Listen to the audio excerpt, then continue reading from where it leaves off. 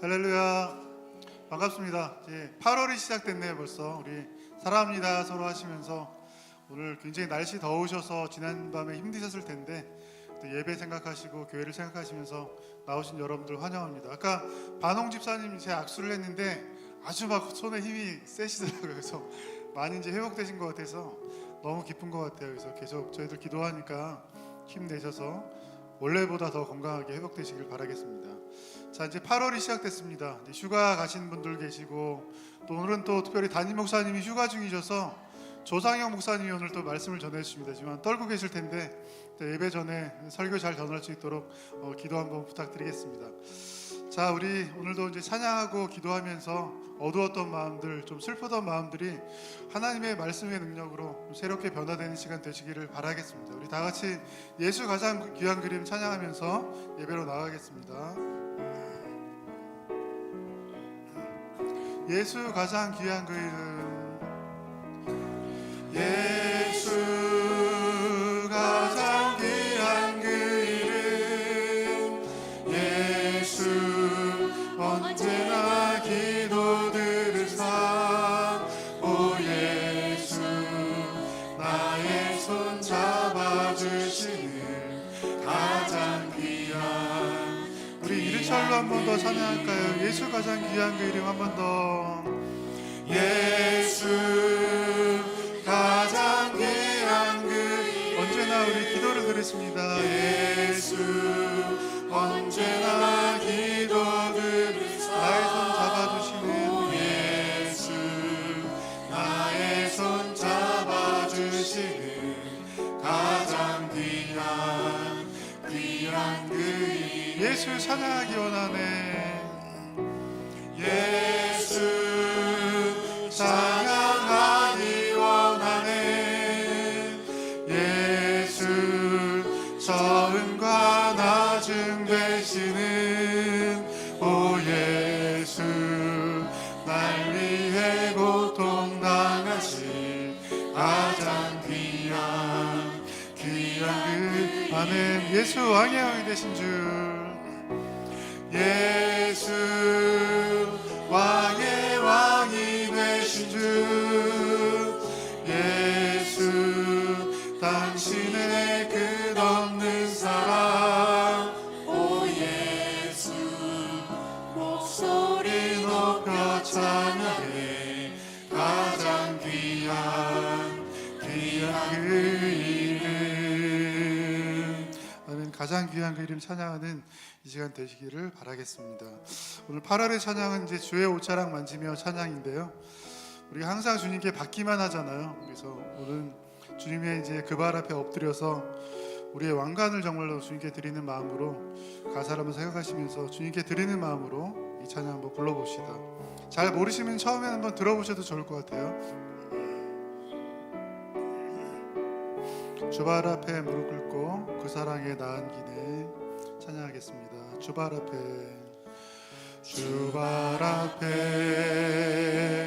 무릎 꿇고 그 사랑에 남기네. 어떤 말도 그 어떤 소리도 그 발 앞에서 잠잠해지네. 주 나의 사랑, 주 나의 사랑, 그 발 아래 앉아 내 모든 기도는 사랑의 노래가 되네. 주의 옷자락 만지며, 주의 옷자락 만지며, 주의 두 발을 씻기며, 주님 그 발에 입 맞추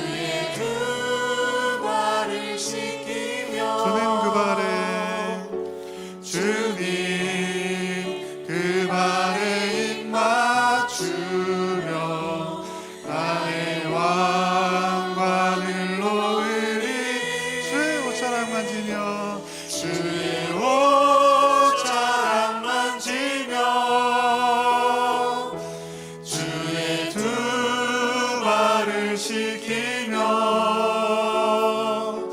주님 그 발에 입 맞추며 나의 왕과 하늘 놓으리. 할렐루야. 8월 첫 주일 예배 나오신 여러분들을 주님의 이름으로 환영합니다. 하나님께서 오늘도 우리 예배를 기쁘게 받으시고 예배하신 은혜를 놀랍게 허락해 주실 줄로 믿습니다. 이제 다 같이 일어나셔서 마음과 뜻을 모아 하나님을 찬양하며 예배하겠습니다.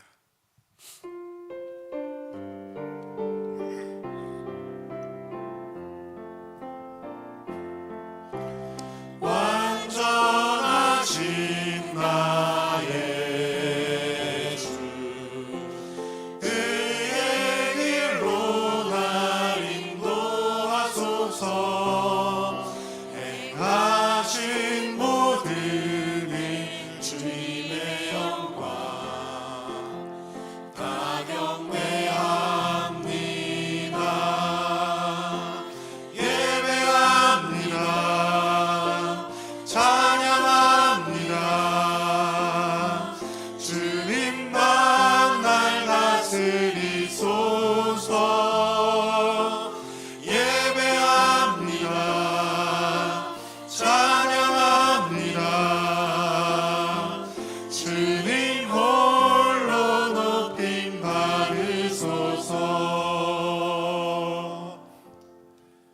사랑하느가 풍성하신 아버지 하나님, 오늘 이 시간 주의 전으로 찾아 나온 문화촌제일교회 권속들에게 아버지 하나님의 한량없는 은혜와 복으로 함께하여 주시옵소서. 이 예배를 통하여 우리가 한 주간 살아갈 힘을 얻게 하시고 또한 기쁨을 얻고 돌아가는 은혜의 시간 되게 하여 주시옵소서. 오늘 예배 모든 순서마다 하나님이 임재하시는 거룩한 예배 되어지길 간절히 소망하며 예수님의 이름으로 기도드립니다. 아멘. 교동문 50번 시편 116편입니다. 여호와께서 내 음성과 내 간구를 들으심으로 내가 그를 사랑하는도다. 내 귀를 기울이셨으므로 사망의 줄이 나를 두르고 스올의 고통이 내게 이름으로 내가 환난과 슬픔을 만났을 때에 내가 여호와의 이름으로 기도하기를 여호와여 주께 구하오니 내 영혼을 건지소서. 여호와는 은혜로우시며 의로우시며 우리 하나님은 긍휼이 많으시도다.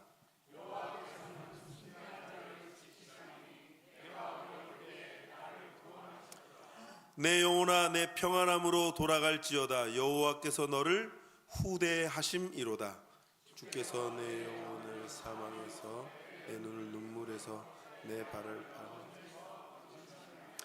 내게 주신 모든 은혜를 내가 여호와께 무엇으로 보답할까? 내가 구원의 잔을 들고 여호와의 모든 백성 앞에서 나는 나의 서원을 여호와께 갚으리로다. 그의 경건한 자들의 죽음은 여호와께서 보시기에 귀중한 것이로다. 아멘. 다 함께 사도신경으로 우리 신앙을 하나님께 고백하겠습니다. 전능하사 천지를 만드신 하나님 아버지를 내가 믿사오며 그 외아들 우리 주 예수 그리스도를 믿사오니 이는 성령으로 잉태하사 동정녀 마리아에게 나시고 본디오 빌라도에게 고난을 받으사 십자가에 못 박혀 죽으시고 장사한 지 사흘 만에 죽은 자 가운데서 다시 살아나시며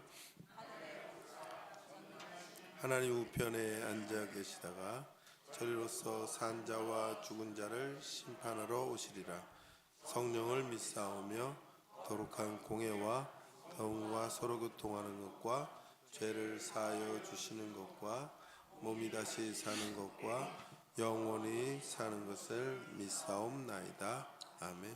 다 함께 앉아주시기 바랍니다. 찬양 후에 우리 김정한 장로님 나오셔서 기도해 주시겠습니다.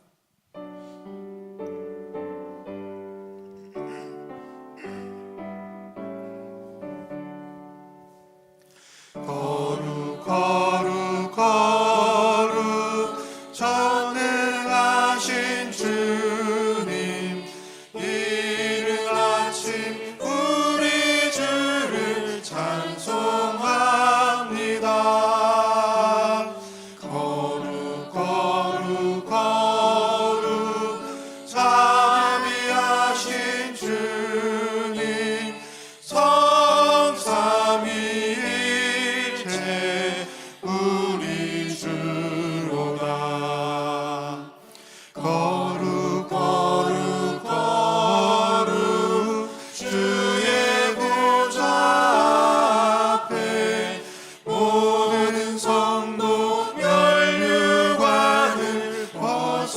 드리네.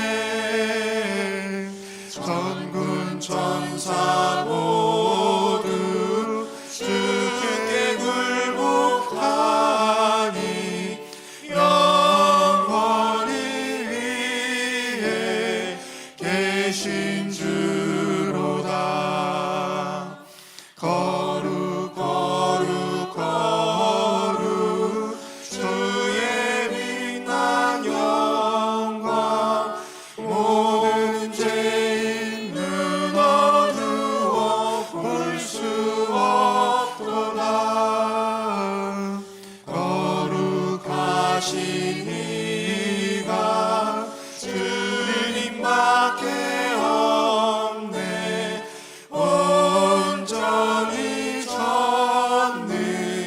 전능하신 주로다. 거룩 거룩 거룩 전능하신 주님. 천지 만물 모두 주를 찬송합니다. 거룩 거룩 거룩 전능하신 주님. 성삼위일체 우리 주로다.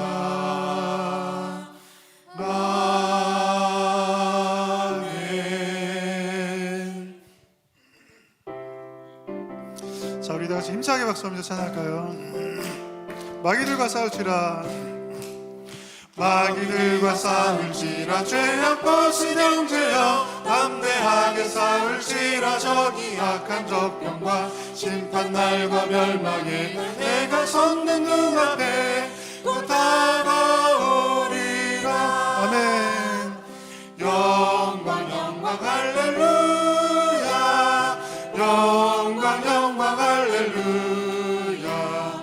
영광 영광 할렐루야. 곧 승리하리라.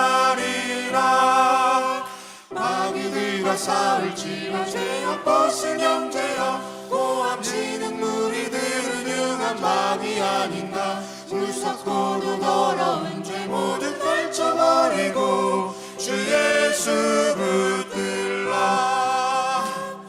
영광 영광 할렐루야. 영광 영광 할렐루야. 영광 영광 할렐루야. 곧 승리하리라. 아멘. 마귀들과 싸울지라. 죄악 벗은 형제여 구주 예수 그리스도 그 신발을 벌리고 너를 도와주시려고 서서 기다리시니 어서 나오라. 영광 영광 할렐루야. 영광 영광 할렐루야. 영광 영광 할렐루야. 곧 승리하. 영광 영광 할렐루야.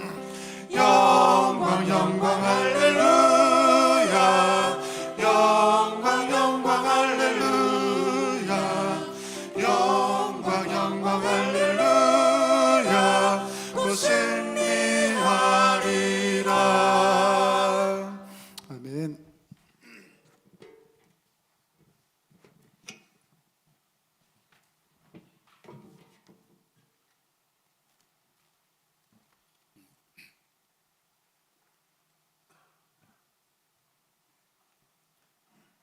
우리들을 사랑하셔서 자녀 삼아 주시고 끊임없이 도우시고 인도하시는 하나님 아버지 감사합니다. 찌르한 장마가 끝나고 무더위가 시작되고 있습니다. 그 속에서도 우리들을 보호해 주시고 예배의 자리로 인도하신 하나님 감사합니다. 온 우주와 세상을 창조하시고 사람을 하나님의 형상대로 창조하시고 복 주시고 하나님의 성품을 닮아가며 하나님의 뜻대로 온 천지를 다스리라 하셨는데 옛사람을 벗어버리지 못하고 혈기와 시기와 미움과 욕심을 부리며 살았고 인간의 욕심과 무관심으로 하나님께서 창조하신 모든 것을 훼손하고 파괴시키므로 기후의 변화로 말미암은 재앙이 지구 곳곳에서 일어나고 있고 지금 우리에게도 피부에 와 닿도록 자연의 역습을 당하고 있습니다. 주님, 우리를 용서하여 주시옵소서. 경각심을 가지고 또 하나님의 자녀로서 더 무거운 책임감을 가지고 지금 우리가 실천할 수 있는 분리수거부터 의식을 가지고 자라며 자연을 보호하고 아껴서 우리 후손들에게 아름다운 자연을 물려줄 수 있도록 도와주시옵소서. 은혜로우신 하나님 아버지, 청년부와 청소년부가 수련회를 은혜 중에 마치게 하셨으니 감사합니다. 이번 주 금요일부터 어린이부가 성경학교를 갔습니다. 어려서부터 하나님을 알고 하나님의 사랑과 보호하심과 말씀 안에서 날마다 아름답게 성장해 갈 수 있도록 도와주시옵소서. 이 귀한 일에 헌신하는 교육자들과 교사들을 축복해 주시고 지혜와 성령 충만함을 부어 주시옵소서. 교회를 위해서 기도합니다. 주 안에서 우리들을 문화천 제1교회 한 가족으로 불러주셨으니 서로 사랑하며 각자 주신 은사를 따라 봉사하며 성령 안에서 교제하며 교회다운 교회로 세워가는 성도들이 되도록 도와주시옵소서. 그리하여 충만한 사랑과 능력으로 세상을 섬기는 생명력 넘치는 교회로 날마다 성장해 가도록 도와주시고 바라만 봐도 오고 싶은 교회, 한 번 오면 정착하고 싶은 교회, 사랑과 은혜가 넘치는 교회가 되도록 은혜 내려 주시옵소서. 나라를 위해서 기도합니다. 수많은 고난의 역사 속에서 지금까지 지켜주시고 보호해주시고 인도하신 하나님, 지금도 유일한 분단 국가로서 어려움 속에 있고 수많은 문제들을 안고 있습니다. 주님 도와주셔서 위정자들과 각계각층의 지도자들과 국민 한 사람 한 사람들에게 지혜와 능력을 주셔서 이 난국을 슬기롭게 극복해가며 복음 안에서 공의와 정의가 바로서게 하여 주시옵소서.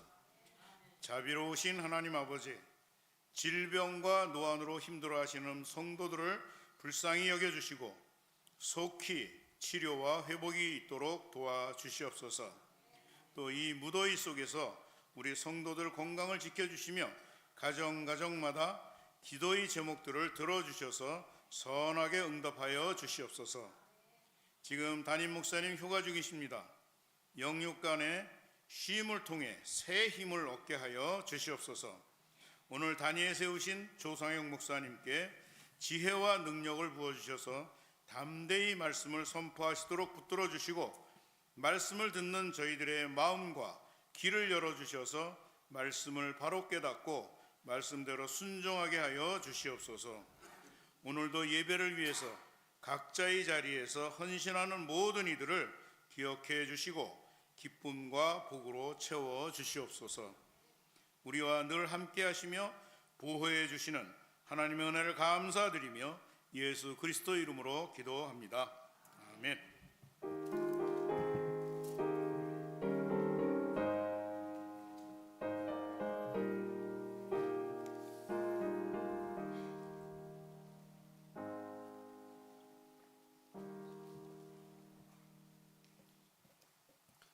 교회 소식 전달하겠습니다.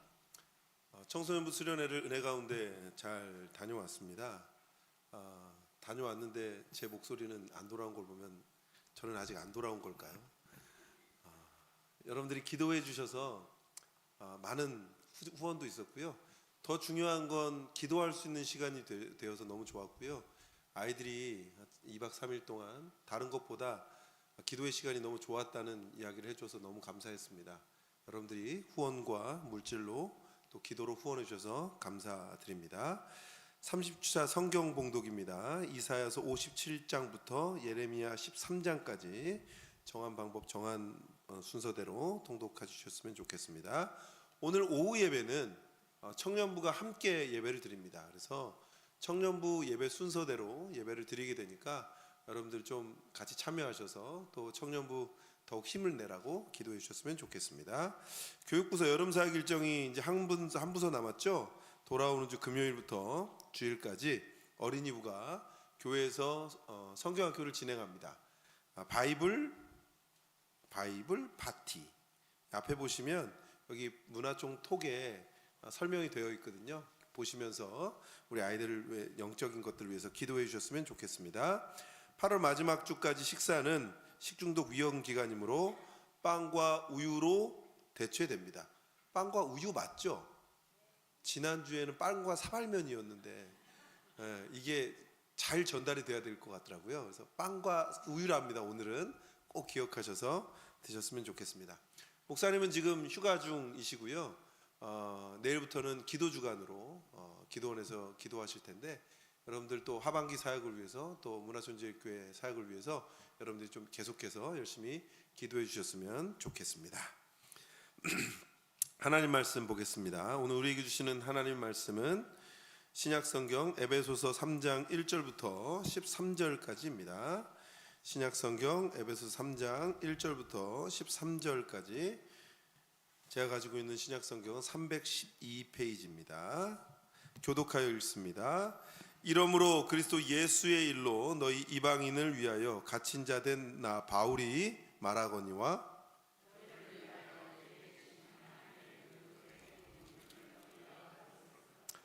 곧 계시로 내게 비밀을 알게 하신 것은 내가 먼저 간단히 기록함과 같으니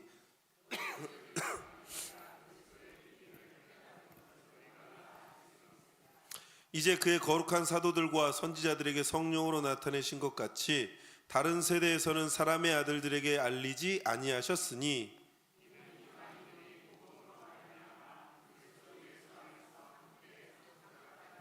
지체가 되고 함께 약속에 참여합니다.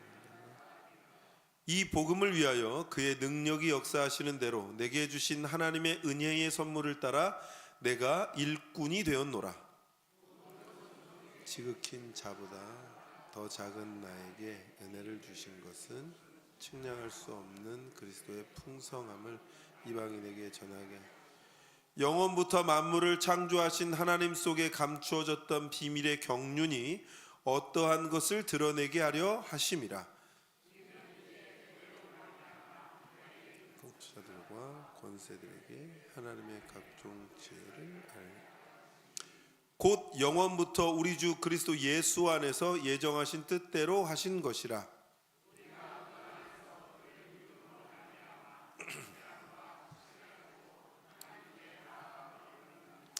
같이 읽겠습니다. 그러므로 너희에게 구하노니 너희를 위한 나의 여러 환난에 대하여 낙심하지 말라. 이는 너희의 영광이니라. 아멘. 옆 사람과 인사하시죠. 한 주간 잘 지내셨습니까? 한 주간 잘 지내셨습니까? 또 이렇게 인사하시죠. 시원한 교회가 좋습니다.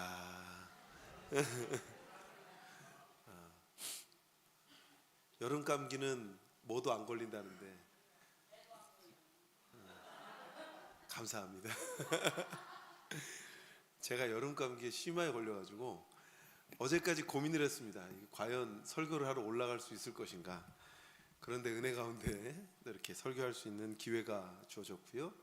또 여러분들과 함께 말씀의 은혜를 사모할 수 있게 돼서 감사합니다. 날이 너무 덥습니다. 더울 때는 가장 좋은 건 쉬시는 겁니다. 뭐 여러 가지 일 때문에 힘드시더라도 조금 쉬어보시는 것도 괜찮겠습니다. 오늘은 저와 함께 고난조차 압도하는 은혜라는 제목의 말씀으로 말씀 가운데 주신 하나님을 함께 경험하시기를 예수님의 이름으로 축원합니다.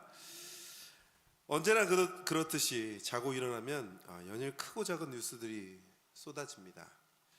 자연히 그 뉴스에 따라 울고 웃는 사람들이 생겨날 수밖에 없어요. 그러다가 핵폭탄급 뉴스가 빵 하고 터질 때가 있습니다. 그럼 거의 모든 매체가 몇 날 며칠이고 그 뉴스만 보도합니다. 자연히 이런 때는 이전에 자잘한 뉴스거리는 온데간데 없이 사라져 버립니다. 지금 어떻습니까? 올림픽 기간이잖아요. 우리나라 메달을 몇 개 땄는지 굉장히 궁금하시잖아요. 그런데 어제도 어느 경기장에서는 야구 경기장에서는 전기가 끊어졌어요. 전력난이 굉장히 심한 거죠. 거기에 뭐 그것만 있습니까? 정치적인 문제, 경제적인 문제, 코스피 지수가 엄청나게 하락했다는 소리도 있습니다. 그런데 이런 모든 뉴스거리가 다 사라져 버렸어요. 뭐 때문에요? 올림픽 하나 때문에. 그들이 열심히 해서 따는 건 참 좋지만 그래도 그런 것들에 관심을 좀 갖는 것도 필요하겠습니다. 예전에는 정권을 쥐고 있는 사람들이 닥쳐오는 위기를 타개하기 위한 방법으로 어찌 보면 국면 전환용으로 그런 일들을 사용하기도 했다고 합니다. 그런데 살면서 맞닥뜨리는 크고 작은 문제 어떻습니까? 그런 것 같습니다. 사실 우리의 삶은 고난의 연속이에요.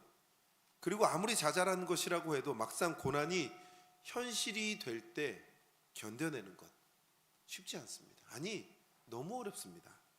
아무리 고난이 위장된 축복이라고 할지라도 막상 고난과 대면하는 것 너무 힘듭니다.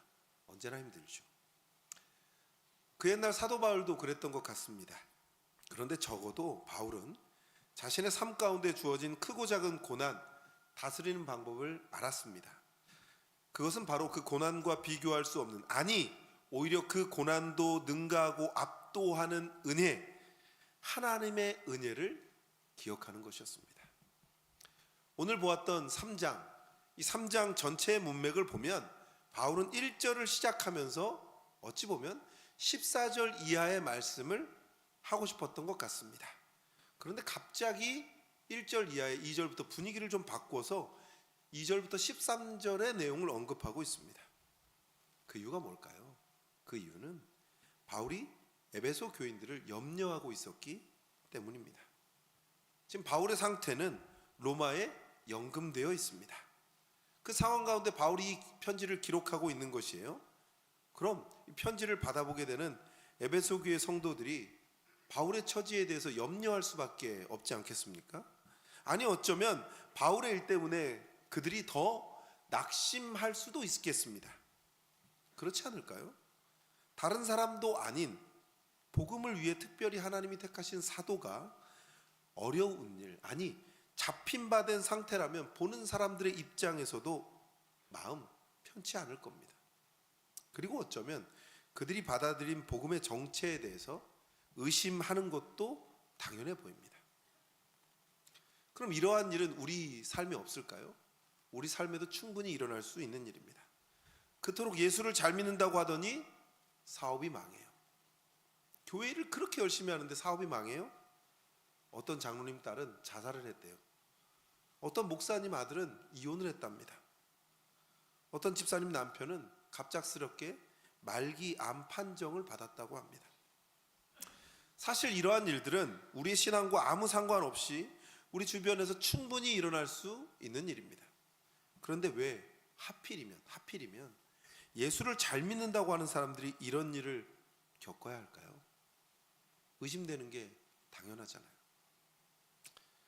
오늘 바울은 그는 유대교적 배경에서 이전에 자랑할 만한 모든 것들을 배설물로 버린 사람입니다. 이전의 자랑 버렸습니다. 배설물처럼 여긴 것뿐만이 아니라 다메섹 도상에서 그를 만나주신 예수 그리스도의 사도가 되어 복음 전하는 그 일을 위해서 자신의 생명조차도 아끼지 않았던 사람이 바울입니다. 그럼 하나님께서 그를 더 귀하게 여기시고 보호해야 되는 것 아닙니까? 적어도 죄수의 신분으로 감옥에 있는 일 정도는 피하게 해주셔야 되는 것 맞지 않습니까? 그게 우리가 생각하는 신앙이잖아요. 그게 우리가 생각하는 우리의 믿음이잖아요. 그런데요, 바울은 이 일에 대해서 에베소 교회 성도들이 그랬을 것처럼 염려하거나 낙심하지 않습니다. 하나님을 원망하거나 불평하는 것 없습니다. 오히려 자신이 그런 상황에 처하게 된 것, 에베소 교회 성도들에게 이렇게 말합니다. 영광. 아니 왜 그럴까요? 아니 왜 그걸 영광이라고 말할까요? 그걸 두 가지 이유로 설명할 수 있겠습니다. 처음은 하나는 자기가 지금 로마 황제에 대해서 갇힌 것이 아니라 그리스도 예수의 일로 갇힌 자 되었기 때문입니다. 그렇습니다. 바울은 당시 로마법에 저촉되는 어떤 사회적인 무리, 그런 것들을 빚고 구금된 것이 아닙니다. 순전히 그리스도 예수의 복음을 전하는 일 때문에 갇혔다는 겁니다. 적어도 바울은 자신이 마음만 먹었더라면 굳이 로마에까지 오지 않아도 되었습니다. 하지만 바울은 오히려 자기가 나서서 로마에 오고자 했습니다. 이 모든 것은 전적으로 자기가 믿는 예수 그리스도 때문인 것을 잘 알고 있었기 때문이죠. 그런데 그보다 더 결정적인 이유가 하나 있습니다. 그것은 바울에게는 자신의 그 어떤 고난과 비교도 되지 않는 측량할 수 없는 은혜가 있었다는 겁니다. 한마디로 그 모든 고난을 압도하는 은혜의 쓰나미가 있었다는 것이죠. 은혜의 쓰나미 앞에 자잘한 파도는 묻혀버릴 수밖에 없었던 것입니다. 바울은 에베소 교회 성도들에게 염려하거나 낙심하지 말라 할 수 있었던 것입니다. 오늘 바울이 이야기하고 싶은 은혜의 쓰나미는 과연 무엇일까요? 세 가지 정도로 요약해서 말씀드려 보겠습니다. 첫 번째는 바울에게 그리스도께서 나타나신 사건 때문입니다. 고린도전서 15장 일명 부활장입니다. 당시 고린도 교회 안에는 죽은 자의 부활을 믿지 못하는 사람들이 있었던 것 같습니다. 하긴 지금도 죽은 자가 다시 살아난다는 부활을 믿지 못하는 사람들 너무나도 많습니다. 그런데 바울이 죽은 자의 부활을 증명하기 위해 예로 들었던 것이 그리스도의 부활 사건입니다. 그렇습니다. 아무리 부정하려고 해도 그리스도께서 죽은 자 가운데서 다시 살아난 것은 부정이 안 됩니다. 그리스도께서 성경대로 죽으셨고 성경대로 부활하셨습니다. 믿으십니까? 또한 부활의 증인들이 있습니다. 성경에는 게바를 비롯한 12제자와 500의 형제, 그리고 주의 동생 야고보, 그리고 모든 사도를 언급하고 있습니다. 구약 율법에는요 2-3명의 증인만 있어도 그것은 맞는 말입니다. 그런데 적어도 500명 이상의 증인이 있었는데 이보다 확실한 것이 어디 있겠습니까? 거기에 바울은 이렇게 고백합니다. 고린도전서 15장 8절입니다. 우리 함께 읽어볼까요? 시작. 맨 나중에 만삭되지 못하여 난 자 같은 내게도 보이셨느니라. 네, 그렇습니다. 바울도 부활하신 그리스도를 보았습니다. 한마디로 그리스도 예수를 만난 사건, 그분으로 인해 구속함을 받은 사건을 말합니다. 그런데 여러분 다시 한 번만 띄워주시겠습니까? 이렇게 말합니다. 맨 나중에 만삭되지 못하여 난 자 같은 내게도 보이셨다. 내게도 보이셨다. 이 말이 무엇을 말할까요? 내게도 이 말은 아무런 자격 없는 자를 말합니다. 하나님의 은혜를 받아 누릴 만한 어떤 자격도 없는 사람을 말하는 거죠. 바울은 자신을 하나님의 구원을 받아 누릴 만한 일말의 가치도 없는 자라고 고백하였습니다. 바울은 무엇보다 하나님의 교회를 핍박하던 자였습니다. 그렇기에 바울은 여기서 내게도라는 말을 사용하고 있습니다. 자신의 공로 없이 우리 예수님께서는 바울에게 당신을 나타내셨고 구원해 주셨다고 말합니다. 무엇보다 보이셨다고 하는데 자신이 하나님의 구원을 얻기 위해 노력한 것이 아니었다고 말하는 겁니다. 그가 부활하신 주님을 만나려고 애를 썼는데 주님께서 아유 바울아 넌 참 가여운 애구나, 가엽게 여겨서 그에게 당신을 보이셨다는 말이 아니라 바울의 의지와는 아무 상관없이, 바울의 공로 아무것도 없이 하나님께서 전적으로 바울에게 자신을 드러내셨다는 거죠. 도저히 그럴 만한 가치가 없는 사람, 영원한 사망의 구렁에 빠뜨린다 해도 변명할 여지가 없는 그런 사람에게 구원을 베푸셨다는 겁니다. 사랑하는 성도 여러분, 이게 은혜죠. 이게 은혜입니다. 이걸 은혜라고 얘기하는 겁니다. 하나님이 나에게 무언가를 많이 주셔서 내가 그걸로 뭘 누리고 내가 그걸로 뭐 빚을 갚고 우리 가정이 잘 되고 이런 게 은혜가 아니라 바로 이게 은혜라는 겁니다. 맨 나중에 만삭되지 못한 난 자 같은 내게도 보이셨다.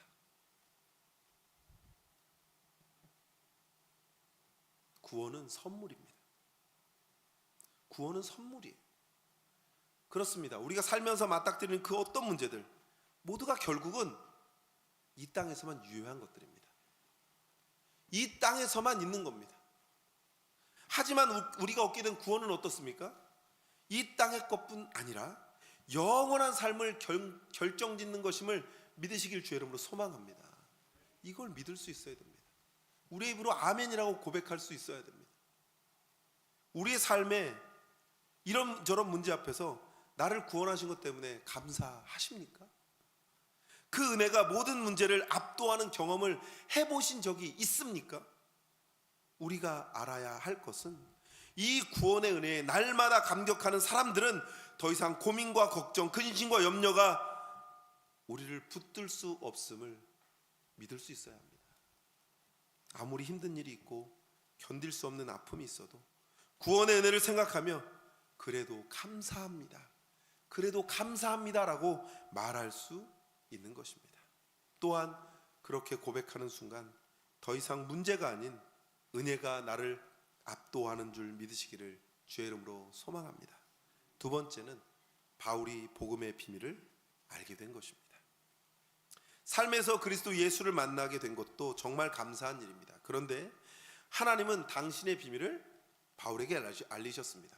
3절과 4절 말씀인데요, 우리 함께 좀 읽어볼까요? 3절과 4절 말씀입니다. 띄워주실 수 있나요? 3절과 4절입니다. 같이 읽겠습니다. 시작.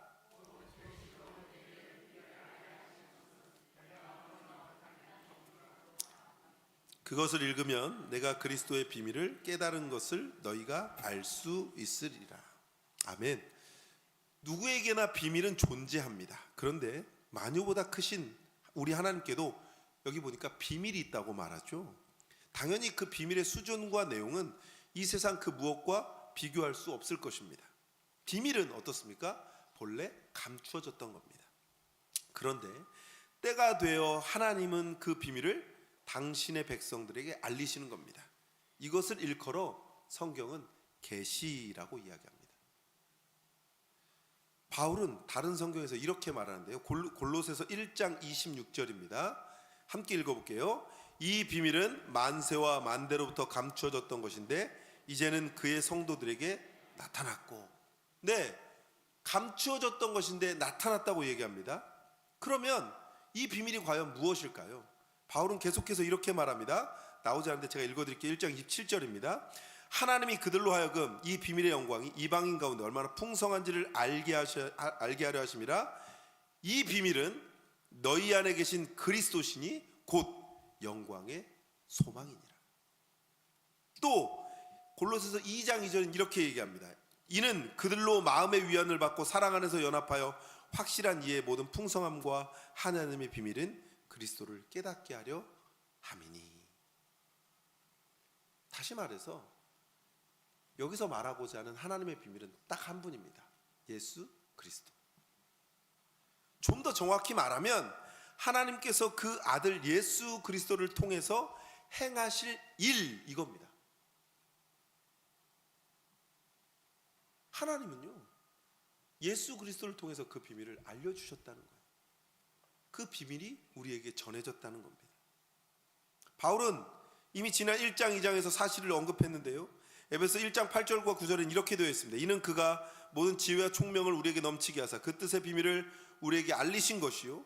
1장 10절에 이렇게 되어 있습니다. 하늘에 있는 것이나 땅에 있는 것이 다 그리스도 안에서 통일되게 하려 하심이라. 이것은 모든 만물이 그리스도의 주권 아래 굴복하고 원래의 상태대로 회복하게 된다는 말이죠.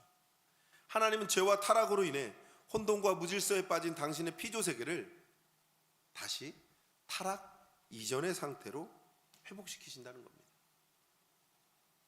하나님은요, 예수 그리스도를 통해서 이 모든 것을 회복시키시겠다는 겁니다.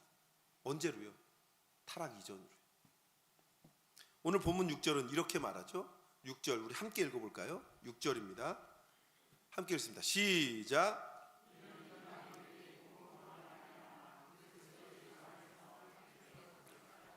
함께 지체가 되고 함께 약속에 참여하는 자가 됨이라. 여기서 잘 보십시오. 이방인들이 복음으로 말미암아 그리스도 예수 안에서 함께 뭐가 돼요? 상속자, 지체, 약속에 참여하는 자. 이걸 한마디로 말하면 그리스도와 연합을 이루어 함께한 새 사람이 되는 겁니다. 우리는요, 복음, 예수 그리스도 때문에 상속자가 된 겁니다. 예수 그리스도 때문에 지체가 되는 겁니다. 예수 그리스도 때문에 약속에 참여하는 자가 되는 겁니다. 하나님이 이 비밀을 어찌 보면 우리에게만 알리셨다는 것, 이게 얼마나 감사한지 여러분들 깨달으셔야 됩니다. 한마디로 전 우주적인 하나님의 비밀 프로젝트를 일부의 사람들에게만 공개하신 거거든요. 여러분, 제가 회사를 다닌다고 생각해 볼게요. 부장쯤으로 하겠습니다. 주임이나 대리보다는 좀 부장이 좀 그래도 나름 있잖아요. 부장으로 할게요. 그랬더니 사장님이 저를 불러요. 조 부장, 오늘부터 우리 회사에서 비밀 프로젝트를 하나 진행할 텐데 이건 이사나 전무, 상무 아무도 모르는 거야. 자네하고 나만 아는 거야. 이 비밀 프로젝트만 잘 성공하면 앞으로 우리 회사가 크게 성장할 거야. 자네에게 맡기고 자네에게 힘을 다 실어주겠네. 이제부터 자네는 내 신복이야. 어쩔까요? 어깨에 뽕이 한참 올라가지 않을까요? 야, 이사나 전무한테도 알리지 않은 일인데 이 회사가 곧, 이 사장님이 곧 은퇴하시고 나를 CEO로 만드시려고 하는 건 아닌가? 이런 생각이 들지 않을까요? 영광이죠. 그런데 온 우주 만물의 왕이신 하나님이 당신의 비밀 프로젝트를 우리에게 알리셨는데 이게 어찌 은혜가 아니겠습니까? 이걸 어찌 은혜가 아니라고 말할 수 있겠습니까? 세 번째로, 바울이 복음의 일꾼이 된 것입니다. 두 가지를 먼저 보았을 때 예수 그리스도께서 나타나신 것도 그렇고 당신의 비밀을 알리신 것 분명한 은혜입니다. 그런데 더 중요한 것은 그 복음의 비밀을 전하는 일꾼으로 삼으셨다는 겁니다. 7절 말씀인데요, 함께 읽어보도록 하겠습니다. 7절입니다. 이 복음을 위하여 그의 능력이 역사하시는 대로 내게 주신 하나님의 은혜의 선물을 따라 내가 일꾼이 되었노라. 복음을 위하여 역사하시는 대로 선물을 따라 일꾼이 되었다. 앞서 바울은 하나님께서 사도들과 선지자들에게 그 비밀을 알리셨다고 말씀하였습니다. 여러분, 사도와 선지자는 더 이상 지금 시대에는 존재하지 않는, 바울 당시에만 존재했던 고유한 직분이죠. 당시 사회에서 그리스도인 되었다고 다 사도가 될 수 있었던 것도 아니라 이들은 하나님께서 복음을 위해서 특별히 세우신 사람들입니다. 정말 당시 교회에서는 없어서는 안 될 직분자였던 거죠. 여기서 조금 문제가 있는데, 바울이 어떤 사람이었는지 우리는 잘 알고 있습니다. 그렇기 때문에 좀 이해가 안 되는 부분이 있어요. 바울, 이 사람을 사도로 칭할 수 있을까요? 그가 언제 예수님과의 3년간의 공생의 사역을 함께 했습니까? 언제 예수님의 그리스도의 고난과 죽음의 현장에 함께 있었습니까? 어디 제자라고 일컫는 무리들과 함께 한 적이 있습니까? 오히려 사도행전을 보면 그는 교회를 핍박하던 자 아닙니까? 스데반의 순교를 방관했던 자였습니다. 오히려 그 죽음을 당연하게 생각하던 자가 바울이었습니다. 또한 집집마다 들어가서 예수 믿는 자들, 그리스도를 믿는 자들을 끌어내어서 옥에 가두던 사람이 바울입니다. 그런 사람이 하나님의 사도라고 이야기합니다. 뭐라고 얘기할 수 있을까요? 은혜 아닐까요?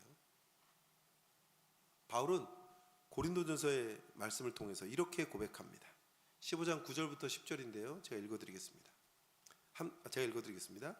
나는 사도 중에 가장 작은 자라 내가 하나님의 교회를 박해하였으므로 사도라 칭함받기를 감당하지 못할 자니라.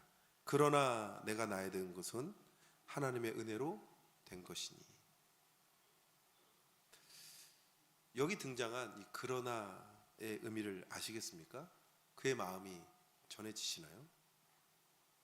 그 정도로는 모자라서 8절에서는 모든 성도 중에 지극히 작은 자보다 더 작다 이렇게 말해요.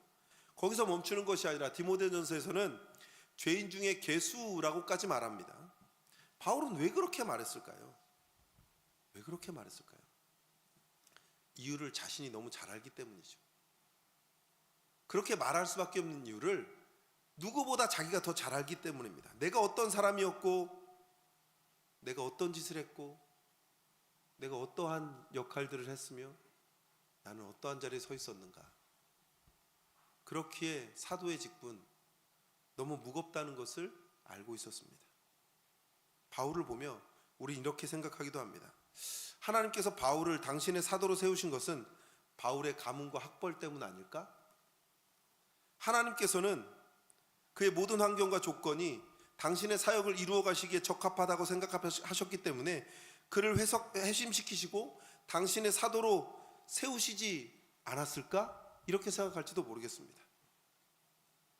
왜냐하면 바울의 가문이 어떻습니까? 그의 외조모로부터 시작해서 그의 학벌은 또 어떻습니까? 가말리엘 문화에서 배웠을 만큼 바리새인 중에 바리새인이었습니다.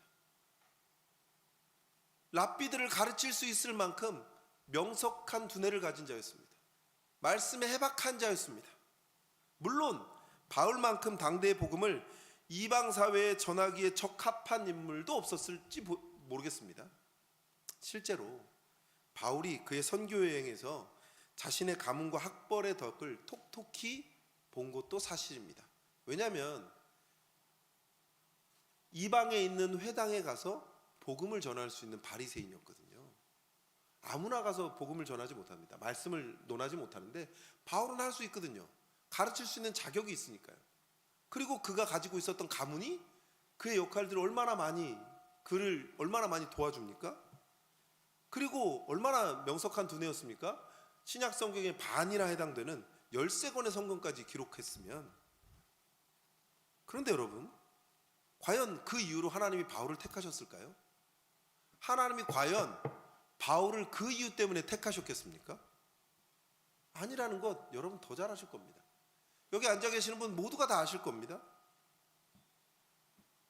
그리고 이런 생각이 제일 위험한 생각입니다. 하나님이 누군가를 세우실 때 그를 보고 세우셨겠지? 그가 잘난 거? 가지고 있는 거? 저 사람은 잘났어. 저 사람 뭐든지 잘할 거야. 교회에서 세상 제일 위험한 생각입니다. 만약 하나님께서 우리의 환경과 조건에 전적으로 의지하셔서 당신의 일을 하셨다면 여기 있는 저를 포함한 그 누구조차도 하나님의 위대한 사역의 명암, 아니 모습조차도 보이지 못하셨을 겁니다. 제가 설교를 준비하면서 제가 공부한 연수를 좀 생각해 봤어요. 얼마나 했을까? 고등학교 졸업한 후에 대학을 6년을 다녔습니다. 제가 무슨 의사가 될 것도 아닌데 대학을 6년을 다녔어요. 일반 대학원을 2년을 했습니다. 신대원을 3년을 했고요. THM을 2년 했습니다. 그리고 아직 끝나지는 않았지만 아직까지 박사를 3년 정도 하고 있거든요. 도합해보니까 한 16년, 17년을 공부한 것 같아요. 제 친구 중에 석사로 취직한 친구가 있는데 그 친구 연봉이 어마어마하더라고요. 저도 이 정도 공부했으면 남부럽지 않게 살 수 있지 않을까요? 저희 어머니가 저한테 드린 돈이 얼마인데요. 무슨 영화를 보자고 목사가 됐을까요? 그냥 열심히 돈 벌어도 괜찮지 않을까요? 예전에 목사가 되기 전에 선배님들이 이렇게 말씀하시더라고요. 야, 너 되게 많이 힘들 거야. 목사가 아니어도 괜찮은데 그냥 공부한 거 가지고 다른 걸 해보는 건 어때? 좀 좋은 성도가 되는 건 어때? 꼭 목사가 돼야겠어?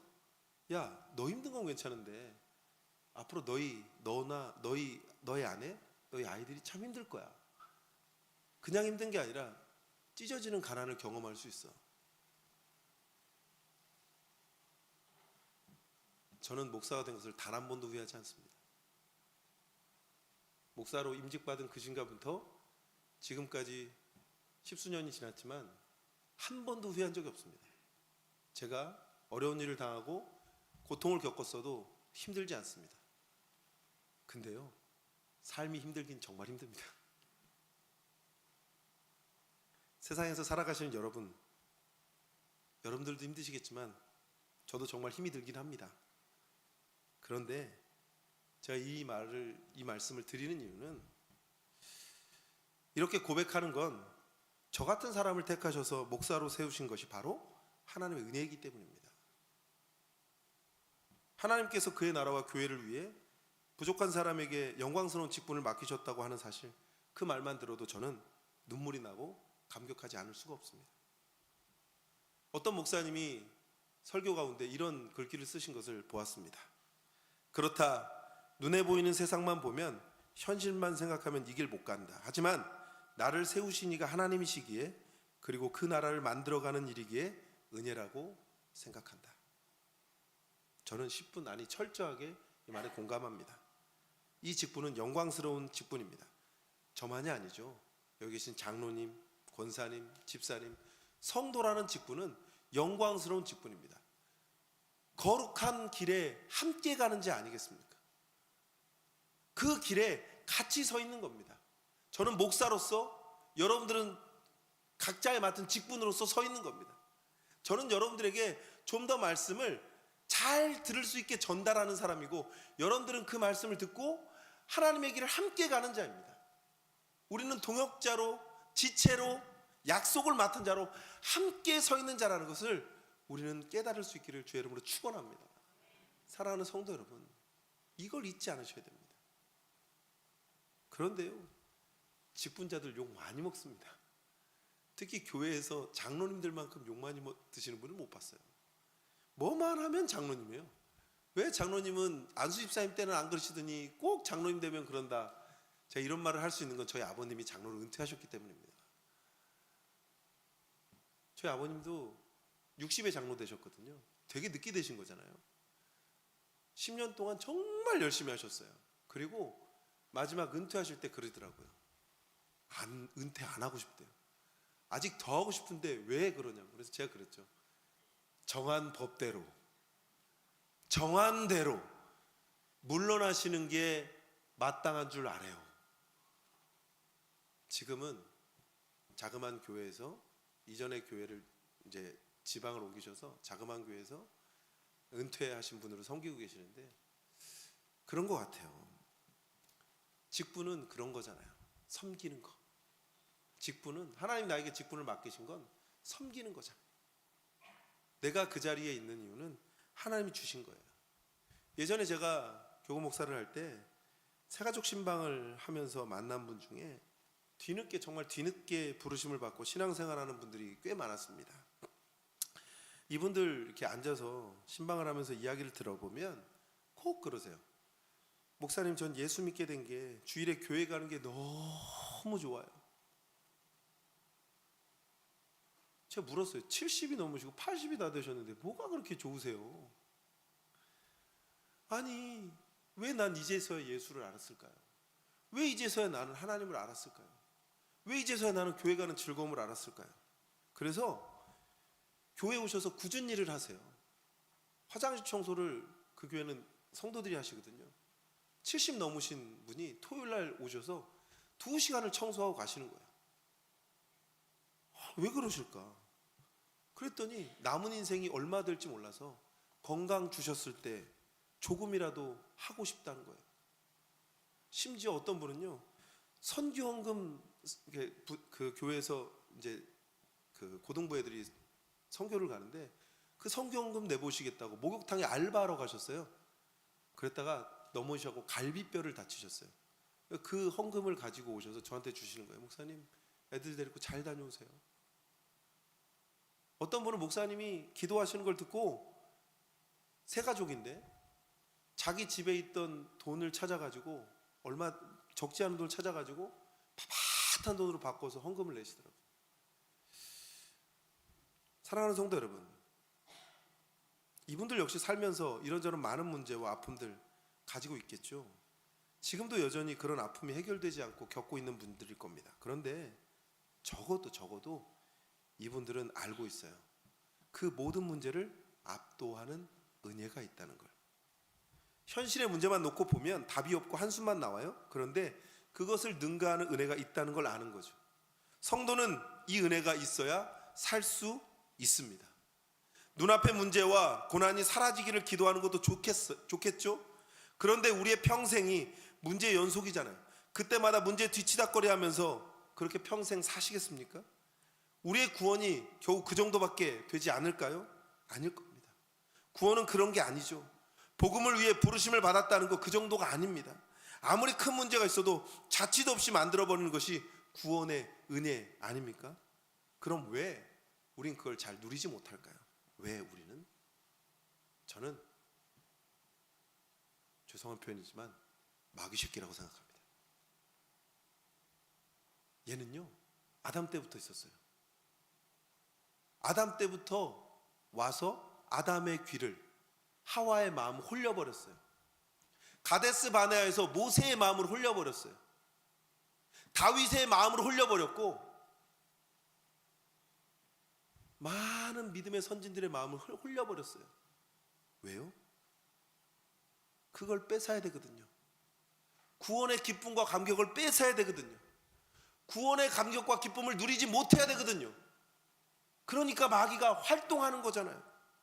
틈만 나면 우리에게서 이 은혜를 뺏어버리려고 호시탐탐 노리는 거 아닙니까? 그래서 뭘 보게 해요? 은혜가 아닌 문제를 보게 하는 겁니다. 아주 작은 문제인데 이 커다란 은혜는 보이지도 않고 작은 문제만 보이는 거죠. 그러니까 이 작은 문제 때문에 어쩌다 하다 은혜를 소멸시켜버리는 것 아니겠습니까? 내게 있는 정말 중요하고 영원한 것이 아니라 사라져버릴, 썩어져버릴 것에만 급급하게 만들어버리는 겁니다. 모든 것을 부정적으로 생각하게 만들어버리는 거죠. 이번 주에 제가 청소년부 아이들과 수련회를 다녀왔습니다. 너무 감사했던 건 아이들이 기도를 너무 열심히 했다는 거예요. 여러분들 중에 무릎 꿇고 1시간 반 기도하실 수 있는 분 계세요? 아마 지금 여러분들 이번 작년부 때 한번 할까요? 무릎 꿇고 한 2시간 기도하기? 저희 아이들이요, 제가 요구하기도 했지만 1시간 반을 무릎을 꿇고 기도했습니다. 단 하나도 일어나지 않고. 거짓인지 아닌지는 갔다 오신 분들한테 꼭 물어보세요.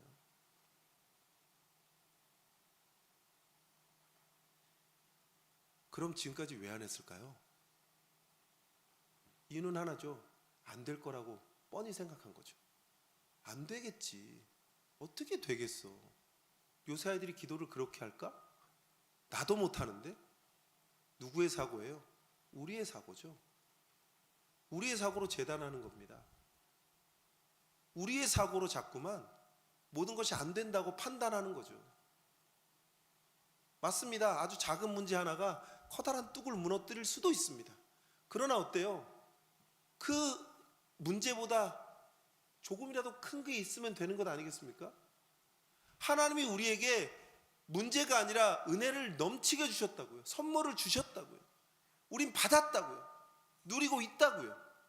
그런데 자꾸만 문제 때문에 은혜를 바라보지 못하는 건 무슨 이유입니까?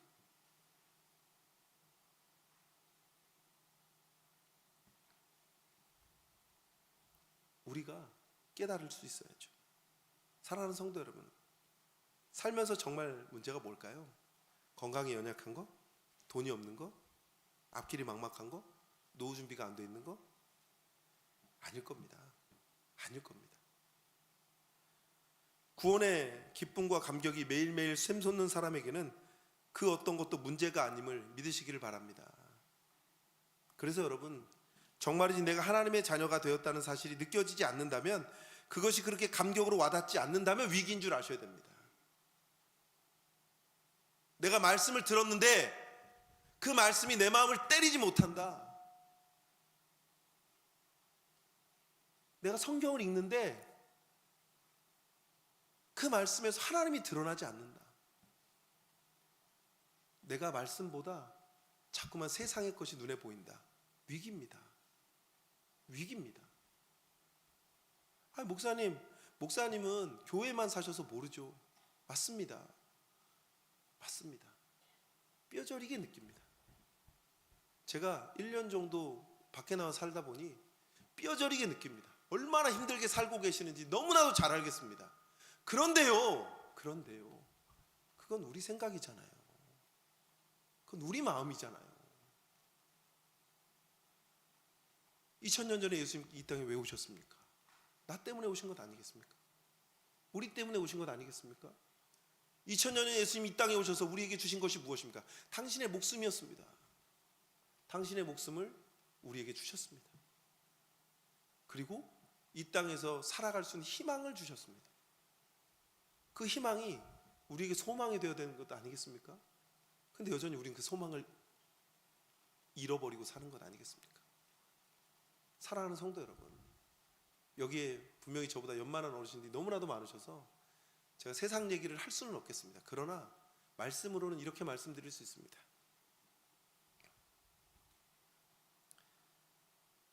다윗도 실패했어요. 그 다윗도 실패했습니다. 다윗만 실패했겠습니까? 너무나도 많은 사람들이 실패합니다. 하나님은 그렇게 잘한다고 하는 그런 사람들은 다 실패합니다. 그런데 하나님께 맡기면 그 실패가 성공으로 바뀔 줄로 믿습니다. 그게 우리의 믿음이 돼야 됩니다. 아멘이십니까? 제가 이번에 수련회 가서 애들에게 가르쳤던 거 딱 하나예요. 뭘까요? 아멘.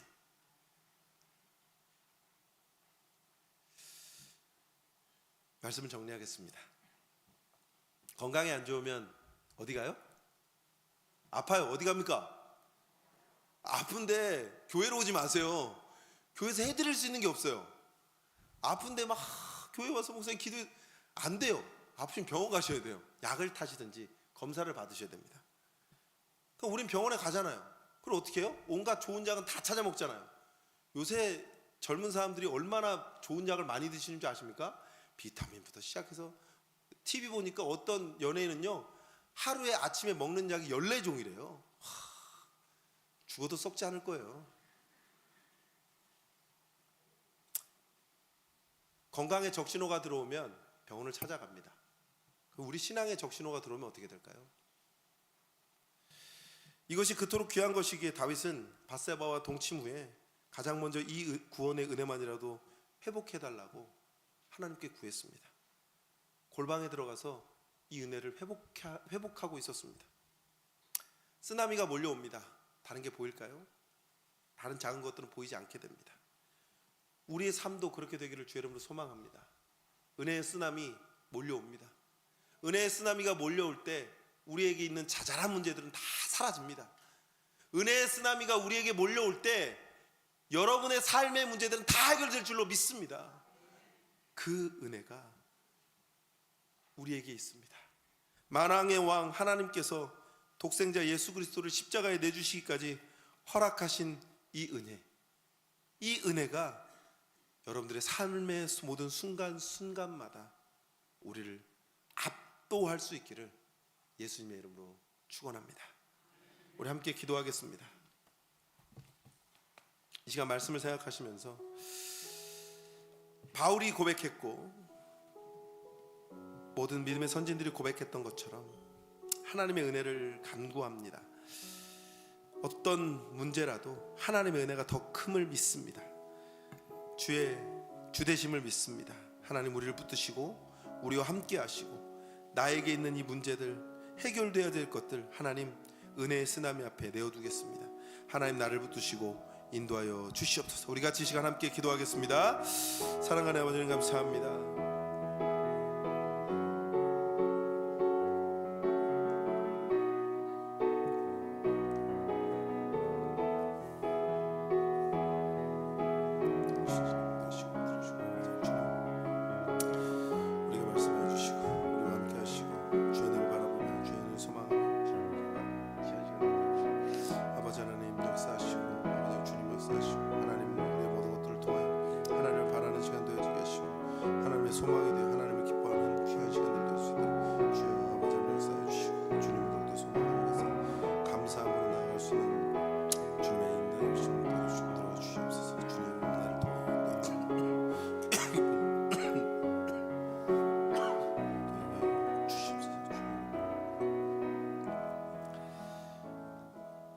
아버지 하나님, 여전히 우리의 문제가 너무나도 큽니다. 해결되지 않는 산적한 문제들이 너무나도 많이 있습니다. 그러나 하나님, 이제 오늘 이 시간부터는 그러한 모든 문제까지도 은혜의 쓰나미 앞에 내어두겠습니다. 하나님, 하나님을 온전히 믿고 신뢰하며 하나님을 믿는 은혜와 기쁨으로 그 걸음들을 걸어가게 하여 주시옵소서. 힘들고 어려운 삶을 여전히 살아가지만 그 삶 가운데 나를 통하여 이끌어 가시는 하나님의 기쁨과 하나님의 소망을 누려가는 자들 되어지게 하시고, 하나님 주시는 그 사랑이 우리 사랑하는 성도들, 이 자리에 앉아있는 문화촌절교 모든 권속들의 삶 위에 넘치게 하여 주시옵소서. 감사드리며 예수님의 이름으로 기도드립니다. 아멘. 찬송가 438장 함께 부르시면서 준비하신 예물 하나님 앞에 올려드리겠습니다.